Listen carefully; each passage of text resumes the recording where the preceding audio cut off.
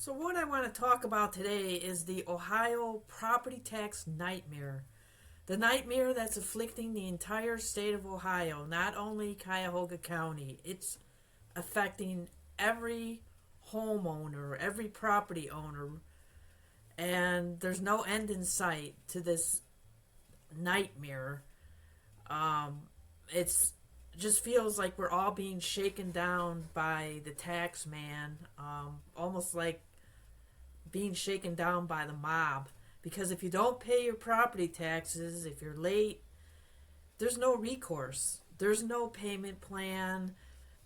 There's no um, budget program for property taxes. If you don't pay your property tax, you lose your home.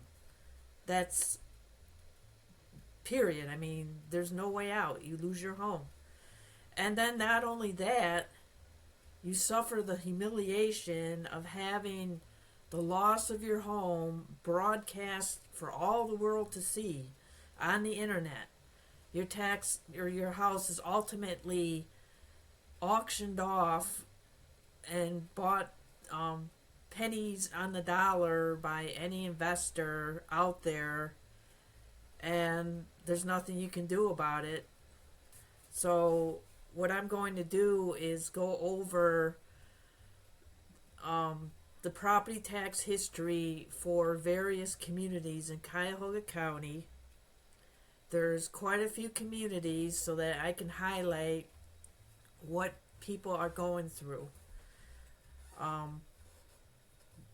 Is because during the past year, all Ohio properties were revalued. And because supposedly the housing values increased tremendously, then the tax man decided, okay, well, let's increase everybody's assessed value of their homes so that we can increase their property taxes exponentially. So that's what's happened to almost every property owner, with the exception of some communities where, specifically what I noticed in Orange, the city of Orange, Ohio, which is in Cuyahoga County, I did actually notice property tax decrease. So that's the exception. And then Highland Heights, Ohio, another community in Cuyahoga County, I noticed a very low increase in property taxes. And that might have to do with their business base. Orange, the city of Orange has a lot of retail, and they, within the last 10 years, they opened up this large shopping center called, I believe it's called Pinecrest. I never go there except go to the grocery store there. But it's a lot of different stores. It has a movie theater. It's very large. So that might be a factor in why I saw property tax decreases. But for everybody else, the property tax burden increased significantly. In some Cleveland communities or some Cleveland neighborhoods, I saw increases in the hundreds of percentages. So let's take a look at what I'm talking about. So what I'm going to do is close this and go through these properties that I viewed on realtor.com.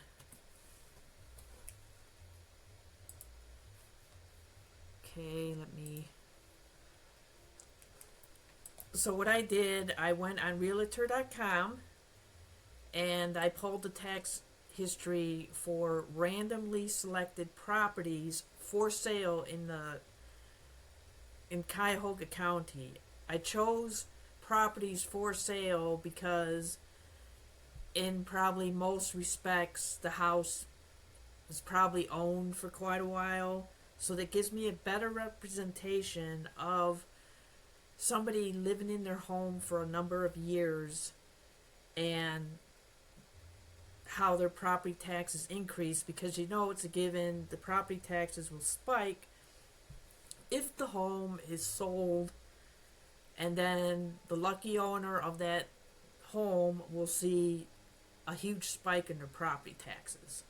So there might be some instances on this list where that has happened, but as I said, I randomly chose these properties for sale.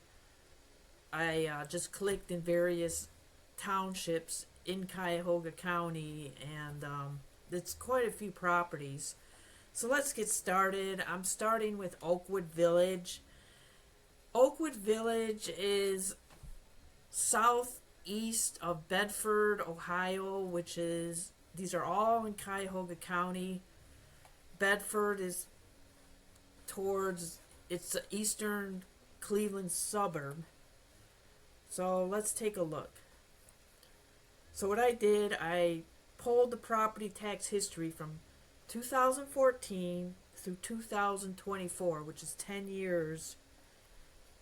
And what I did, I subtracted the property taxes for 2024, because 2024 was the year that properties within the state were revalued. I believe it's a 3-year revaluation. So you can see with some of these valuations here, it looks like it's a 3-year. And then in the case like here, I see it goes down to $20,020, so that might be maybe they sold the place or they went to the county. I'm not sure. I'd have to look at it. But this is all the revaluation in 2024. So to get the increase, I took the $6,691 in taxes for 2024 and subtracted the taxes in 2014, and then I took that amount, so there was a $1,216 increase, and I divided that increase by the tax burden in 2014. So in this case, I got 22%. So that's quite a lot in 10 years, if you ask me, because I don't think anybody's wages are going up 22%. Parma is more on the south end of Cleveland. It's another suburb. And in this case, the taxes didn't go up too bad, I mean, compared to a lot of others, but almost 18% increase in 10 years. That's quite a bit. Again, you see the revaluation resulting in more taxes. See, the assessment goes up from 47 to 62. Then going down the Bay Village, you saw huge increases in these suburbs on the west side of Cleveland.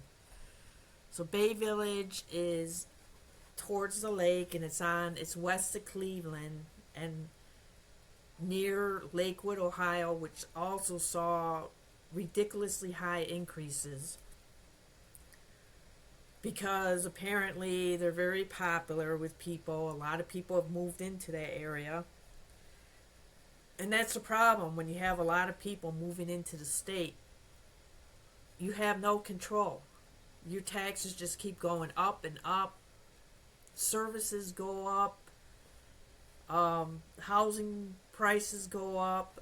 And it's like where you almost want to say, just stay in your own state, please. But then I should talk, because I moved from Illinois, so... But that's the problem when you have a lot of people moving in. So Bay Village, look, they saw 87% increase in their property tax burden in 10 years. That's crazy. Independence, Ohio, that's near, I think that's east of Parma.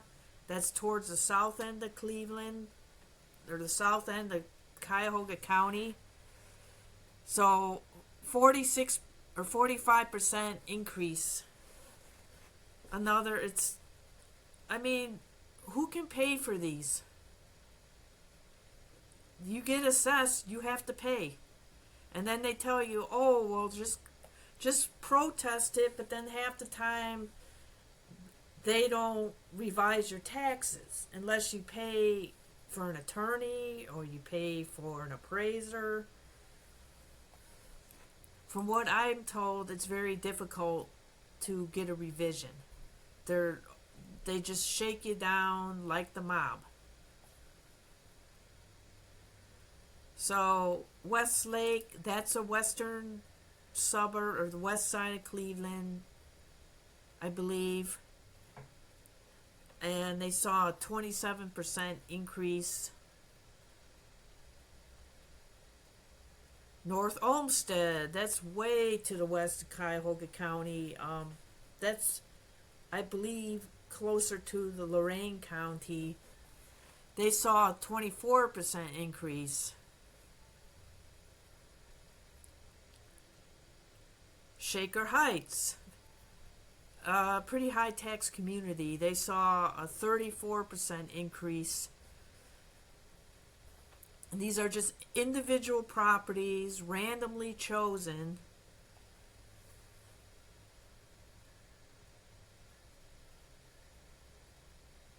Berea, 35% increase in 10 years. Strongsville, well, let me say Berea is on the southwest side of Cleveland. It's closer to the airport. It's pretty close to Hopkins Airport. And then Strongsville as well. They're pretty close to Hopkins Airport. They're on the west side. If you take 480, go west, and then they're close to, I don't know if it's an interstate, but they're close to Highway 71. And so they're all clustered in the same area. So Strongsville, 26% increase. Euclid, they're more on the east side, East Cleveland suburb, closer to the core of Cleveland, like right on the east of Cleveland proper. And this saw a 77% increase, and I suspect that this is a lot of investors buying, because Euclid has real estate that's very affordable. So I suspect that a lot of investors scooped up these properties to flip them or rent them out, and therefore you get this huge increase. So 77% increase in taxes. So the poor people that live in Euclid, some probably on a fixed income, how the heck are they supposed to pay this? It's just criminal. I just shake my head. This should be illegal. Beechwood, they're right on the east side of Cleveland. They're more on the east side of Cuyahoga County. So 8%, 8.4%. Beechwood has a lot of businesses, including some of these huge businesses like multinational corporations. What I almost lost was Eaton. That's the one that I couldn't think of right away. They have Eaton's headquarters is located in Beechwood, and Eaton is a very large multinational corporation, and they also have large hospital sites, university hospital campuses, lots of restaurants. So I can see their property tax increase was lower compared to a lot of other communities. So Mayfield Heights, 71%. And again, I think like Euclid, Mayfield Heights is affordable, and I think a lot of investors have scooped up these properties, paid cash, flipped them, or they're renting them out. So you see 71%. And again, people on fixed incomes, they're in these properties and they're stuck. They could lose their homes, or they go into debt to pay off their property taxes. You know, again, this should be illegal. Highland Heights, only a 6% increase, and again, they have a lot of businesses, a lot of restaurants. I believe they have some industrial parks. So the businesses are helping to take away the burden of these taxes from the residents. Middleburg Heights, 59%, and Middleburg Heights is located near Berea and Strongsville and Parma. So southwest side of Cleveland. And I'm kind of surprised that their taxes are pretty high because there's a lot of businesses there. Okay, going down, Mayfield Heights again, 67%. Shaker Heights, 25%. And Shaker Heights has a lot of businesses, though probably not as many businesses as Orange or Highland Heights. And then I think that a lot of their tax burdens have scared away businesses, because Shaker Heights as a whole, they love taxing people.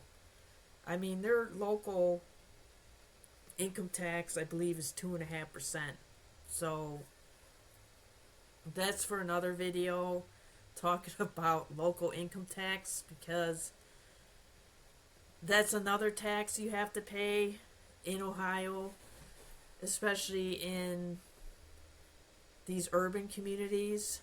And I don't know about rural communities. I think you have to pay a school tax, like a school income tax.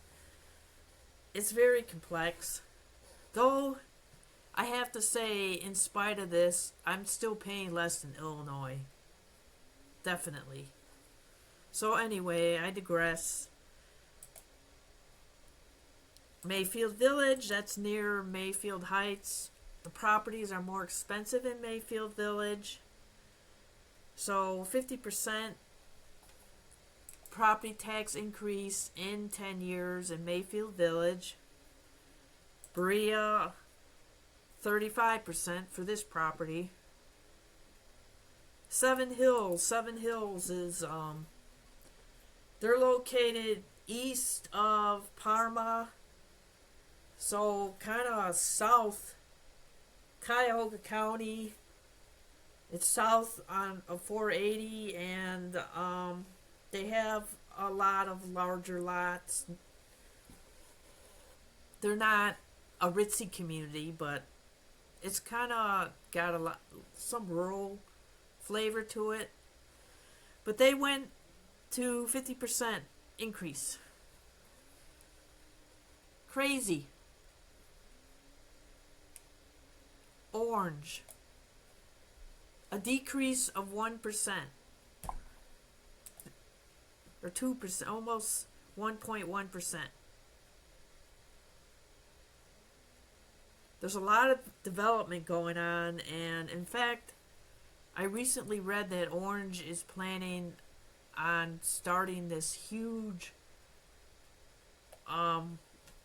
project with various types of properties, retail, residential. It's supposed to be a mixed use project, and I believe they're breaking ground in 2026. So that's going to bring a lot of revenue to the city. Lakewood, surprisingly, this only went up 19%. So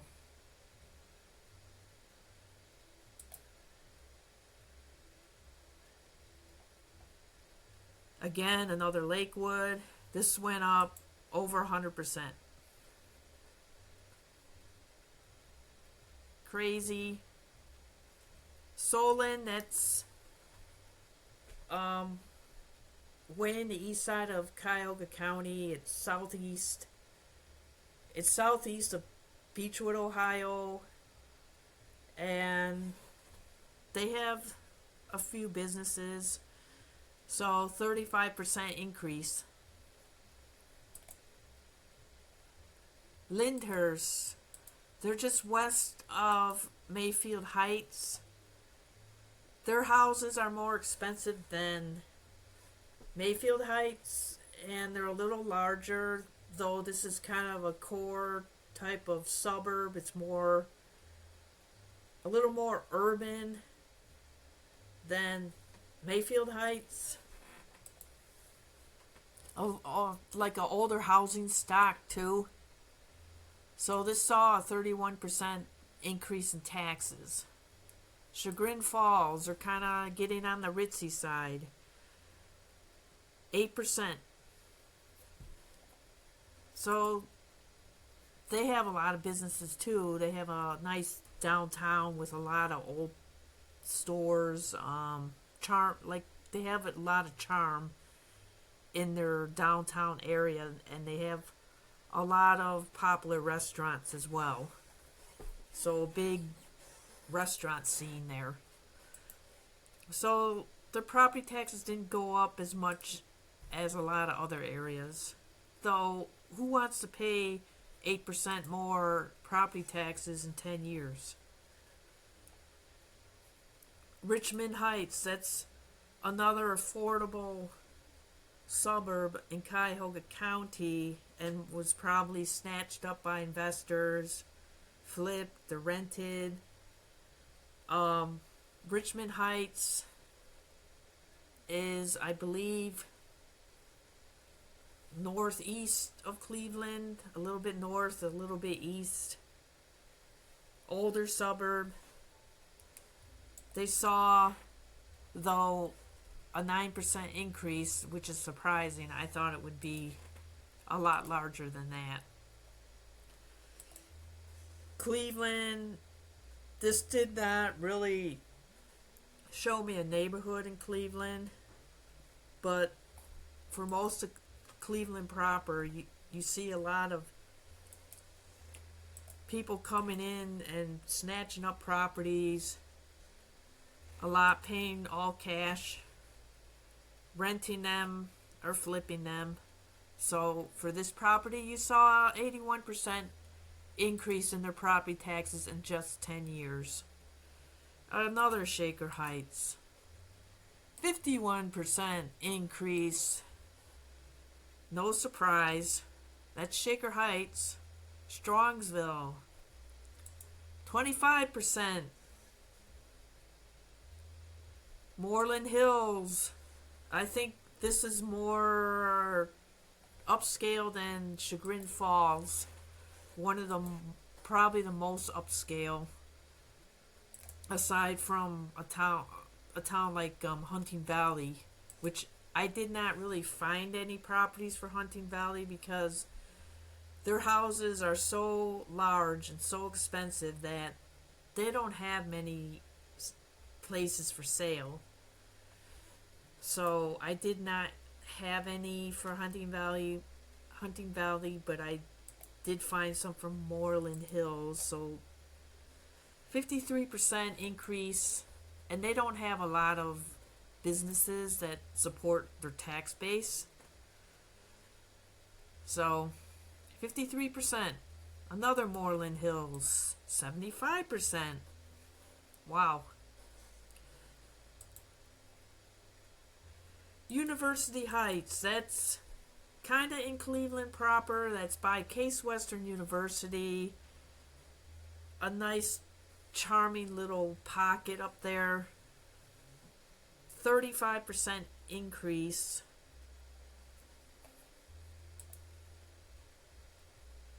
Cleveland Heights, pretty close to University Circle or University Heights.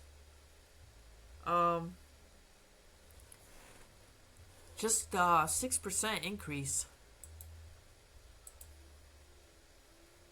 And they're pretty much an older suburb, a lot of old properties, some probably even as old as the 19th century.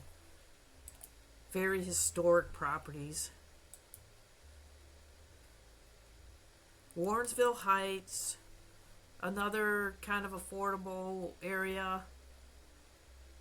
And that's south of Beechwood, I believe. So this one saw a 17% increase. And across the board, you see the taxes jump between 2020, well, they got 2022 and 2024, but nevertheless, they jumped. Just like here, 2022. So they're missing something here, it looks like. So South Euclid, another affordable town, affordable area. 44% increase in 10 years. And this is east of Cleveland, very close to Cleveland. South Euclid again, 41% increase in 10 years. Pepper Pike, expensive area, but probably not as expensive as some of these homes in Moreland Hills. So it's probably the second most expensive. So 55% increase in the tax burden. Berea, 17% for this property. Beechwood again, 40% increase for this property. Highland Heights, this one saw a huge jump, 69% increase. Taxes went up from $5,600 to $7,300 between 2022 and 2024. Orange, 16% increase in taxes.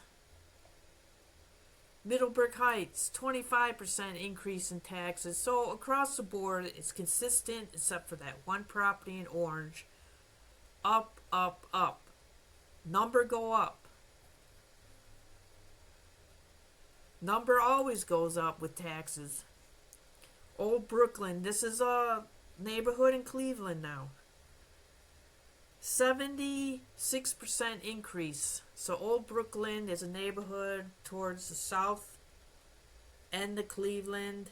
Like,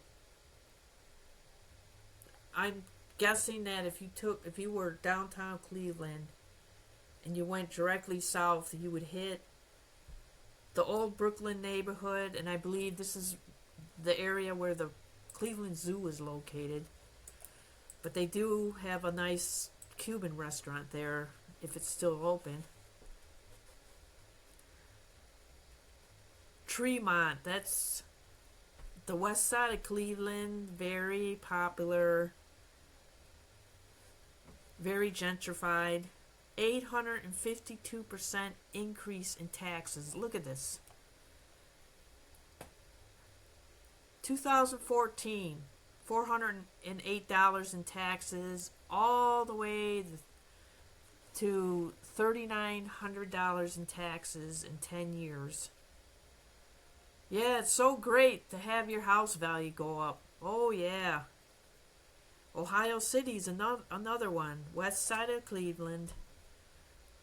Over 1,000% increase.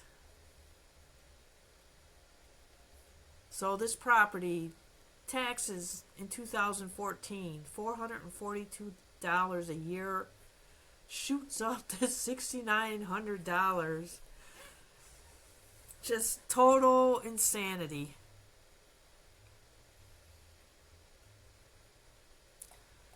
So that was the last property, but that gives you an idea of just one county in Ohio, how much the taxes have spiked. And you know that these municipalities are pocketing a lot of money. And they're just shaking people down, and you're screwed. So I just wanted to play this video. This was from August 14th. Let's see what they have to say, because you have various lawmakers scrambling to patch together some supposed property tax relief, but everything that I seem to see is there's an income limit. You know, you have to be dressed in a barrel and live in poverty just about to get some of this relief. And then there was one where they said that schools can only retain so much of their surplus. So then you had people from the schools squawking, and that's been going back and forth because that bill went to Governor DeWine's desk and he vetoed it, but then it went back to Columbus. I'm still thinking of Illinois. It went back to Columbus, and I believe the House overturned the veto. And quite honestly, I don't pay attention to it because it's all just a bunch of theater, and I honestly don't trust these lawmakers.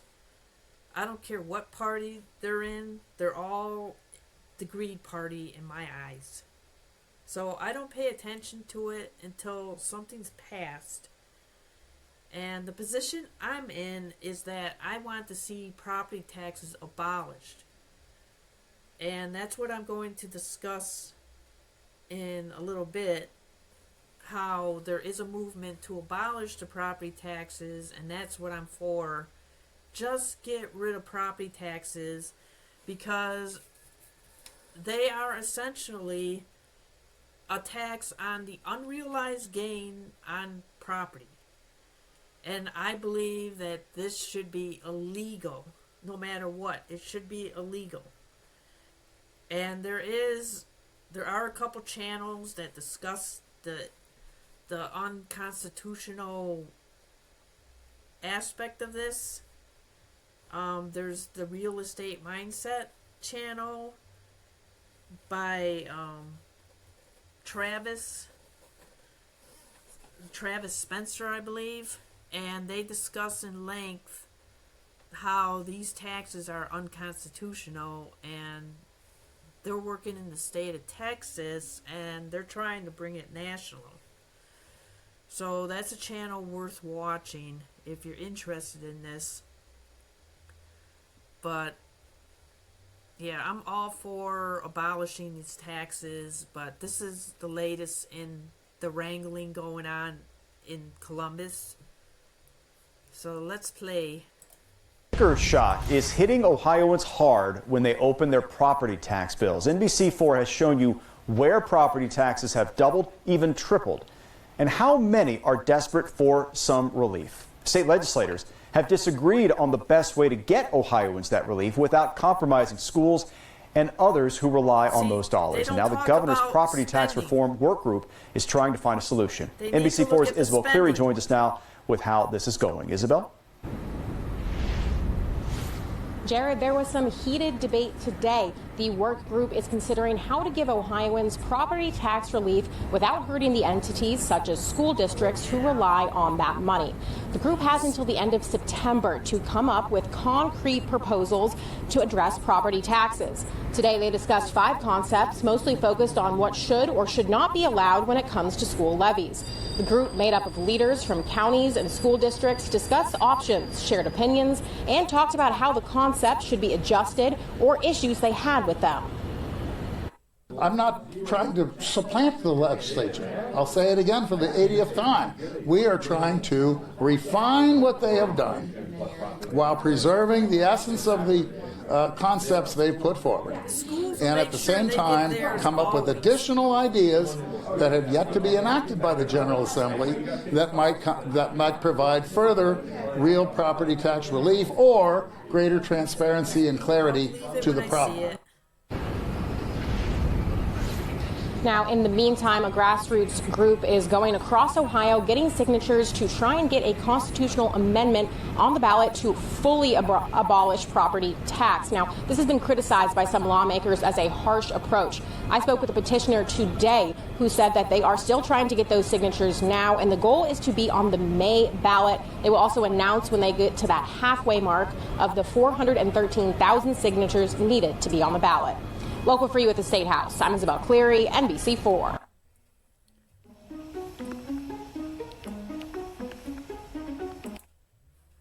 So this is the group, the grassroots group that started the petition to fully abolish property taxes. And this is a group that I support, and I hope that they get the signatures to be on next year's ballot to get rid of these property taxes, because they have to realize that there has to be another way, and there is always another way. There's always another solution to spread the burden from just property owners to everybody in the state. I mean, there's so many people that don't own property, but then they use the schools, they use the services. So I think that eliminating property taxes is a fairer approach, and then they need to come up with different revenue streams to fund the schools, the police, the libraries, and on and on and on. But at the same time, especially for the schools, they need to look at the spending. They need audits. They need accountability on what they're spending, because, look, we property owners are always held accountable for what we spend, because if we overspend, then we go into debt, and then if we go into debt too much, then we could lose our property, we could lose our credit. So we're always held accountable. But the schools and all the other municipalities that we pay, they're not held accountable, because all they do is then say, oh, well, we need more money, and then they put it on the ballot, and then a lot of people just rubber stamp it. Oh, we'll give you the tax increase. They don't look at, how the money's being used, and then you're always getting this guilt trip by a lot of these municipalities and schools that, oh, if you don't vote for the property taxes, you're against the schools. Oh, we're going to lose all these teachers, and on and on and on, and this big sob story. So I just don't buy it. So get rid of the property tax. So this is the website, and I encourage you to look at this website. It's Citizens for Property Tax Reform.org. So this describes what they are. This goes through all the jokes of bills they have. And again, like I said, I'm not even following it, because a lot of it's theater. I am so jaded by the politicians that like I said, if I don't see it, I don't believe it, or I don't believe it until I see it. So I don't waste my time. So you got news. The property tax system is breaking, and Ohio might be ground zero. And Ohio's either 7th or 8th highest in the country for property tax, depending on where you look. So this is the bill that I discussed briefly. Ohio House Republicans override one of Governor DeWine's vetoes, restricting school levies. And unfortunately, I live in a community that loves to get taxed. They vote in every tax under the sun. They're one of those. This is one of the communities that, oh, our school district's so great, and it's great when you've got your children going there, and then you have a whole bunch of money that you can just throw at these tax increases. But what about seniors? What about people on fixed incomes? What about people who don't have children, or the children are grown up? Why do we have to fund your schools? Sorry. Ohio residents take lead in scrapping property taxes. So this is what the site covers, what the site's about. And look at this, 41,000 Cuyahoga County homeowners are behind on paying property taxes. And it's just so sad. Property taxes, oh come on, this ad builder. I don't want to disable it. So 41,000 people are at risk of losing their homes just for these property taxes. Like I said, just get the mob to shake you down. That's what the government is. They're the mob. Override the vetoes and deliver property tax relief that Ohioans deserve. Opinion. Homeowners seek property tax relief. So it's just a bunch of stories.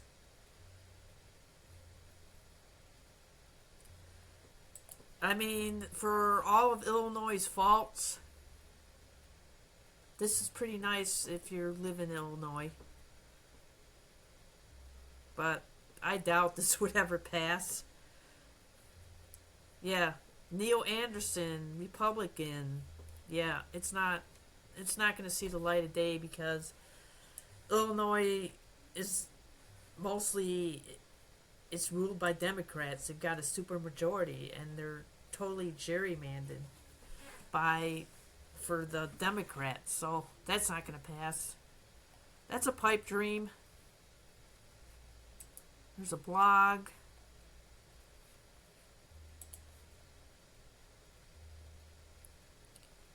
So I suggest that you look at this website. This is how to fight your property valuation.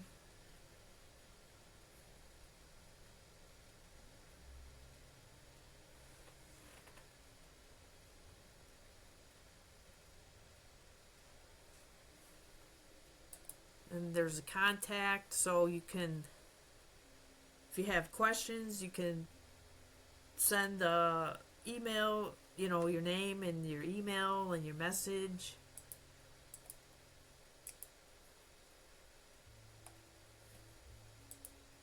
So there's quite a lot of resources, and this is the Jason at the Ohio Property Tax, or the Ohio Housing Nerd. He's got that channel.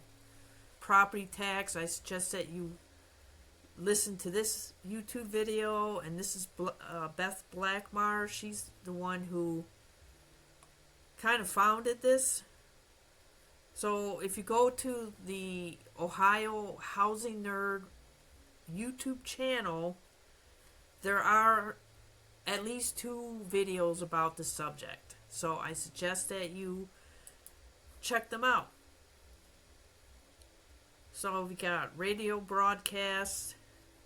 Wow, quite a few. So that's the website. And then this is about the petition drive. A working group looking into possible changes to the state's property tax laws continues to meet, with a deadline to submit recommendations to Governor Mike DeWine at the end of next month. But an organizer behind a ballot issue to eliminate all property taxes in Ohio says that working group is too late. Brian Massey leads the committee to abolish property taxes and says his group is no longer interested in talks with lawmakers or waiting to see what they approve. The committee is saying, you blew it when you didn't think about the average citizen. And now we're going to get the signatures and we're going to let the citizens vote. So you're going forward no matter what? No matter what. Republican former lawmaker Bill Seitz chairs the working group and says the abolishment backers know $23 billion in property taxes would have to be replaced with something. They talk about increasing sales taxes, but you would need a statewide sales tax rate of something approximating 20% to make up for that revenue. The all-volunteer drive is trying to gather more than 413,000 valid signatures to make next fall's ballot. Karen Kassler at the Ohio Public Radio State House News Bureau. Yeah, and they need to look at the spending side as well. We can't just come up with the money. We need to look at the spending.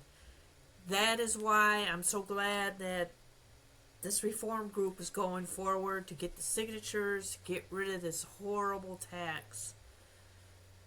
The lawmakers, they are too late. They are too slow. They are too corrupt. I just hope that this goes through. And if you're listening to this video and you are an Ohioan, I strongly urge you to sign the petition. We need to get this on the ballot. We need to get this passed. There are other ways forward to fund this. And like I said, they also need to look at the spending side. So lastly, this is a list of all the petition sites. So I don't see where it's sorted in any meaningful manner, but that's where you would go to the website, the property tax reform website, and request an Excel spreadsheet of this list, because that's how I've seen it. And then you can also Google it.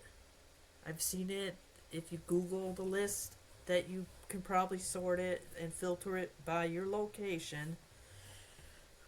But I urge you to go to one of these locations and maybe call this individual and to make sure that when you're there, when you go there, it's open and you can sign the petition. Because it looks like some of these are office buildings. It does have the time. So,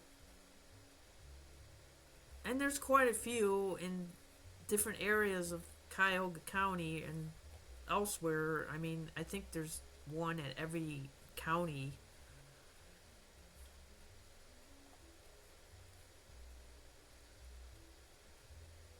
So there's 3 pages. 3 pages and the 4th page of one entry. So I strongly urge you to go and sign the petition and vote to abolish the property tax, because there are other means to raise revenue. And then, as I've said, they need to look at the spending side as well. We can't rubber stamp continuously these tax increases, especially for the schools. I mean, they are the biggest black hole of money out there. So that's all I have for today. If you like this presentation, then I urge you to subscribe, hit the like button, and also share this video with other Ohioans that you know, so that we can spread the word and finally get some relief from this unconstitutional tax.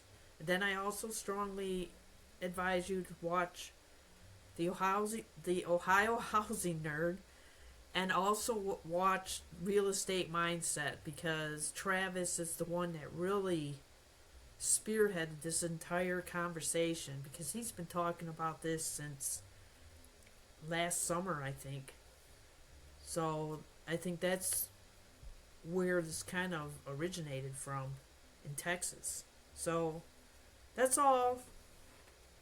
Toodles.